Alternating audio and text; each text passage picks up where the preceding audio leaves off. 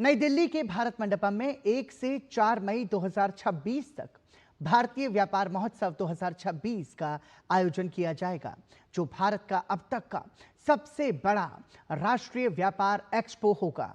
प्रधानमंत्री नरेंद्र मोदी के स्वदेशी विजन को आगे बढ़ाते हुए confederation of all India traders CAIT ने आज नई दिल्ली में आयोजित एक प्रेस कॉन्फ्रेंस में 4 दिवसीय भारतीय व्यापार महोत्सव के आयोजन करने की घोषणा की। यह आयोजन आत्मनिर्भर भारत और स्वदेशी व्यापार को बढ़ावा देने की दिशा में एक बड़ा कदम माना जा रहा है।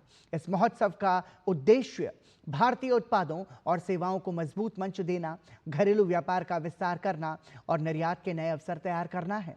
इस महोत्सव में देश विदेश से भारी संख्या में भागीदारी होने की उम्मीद है।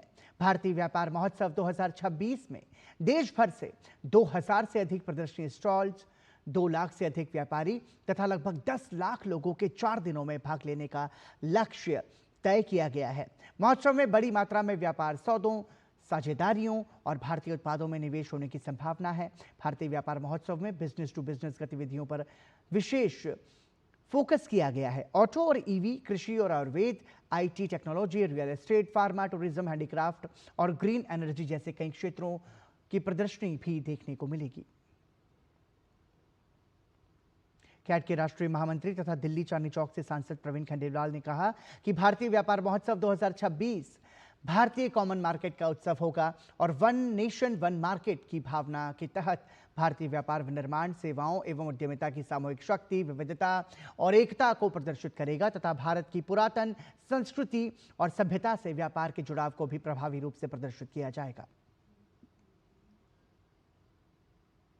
सही मायनों में प्रधानमंत्री नरेंद्र मोदी जी के नेतृत्व में भारत के व्यापार और लघु उद्योग की जो असली ताकत है वो हम भारत मंडपम प्रगति मैदान में दिखाने वाले हैं। ये 4 दिन का इंडियन बिजनेस एक्सपो होगा और अब तक की जो भी देश में या विदेश में प्रदर्शनियां आयोजित की गई हैं, उन सबसे ये हट करके है।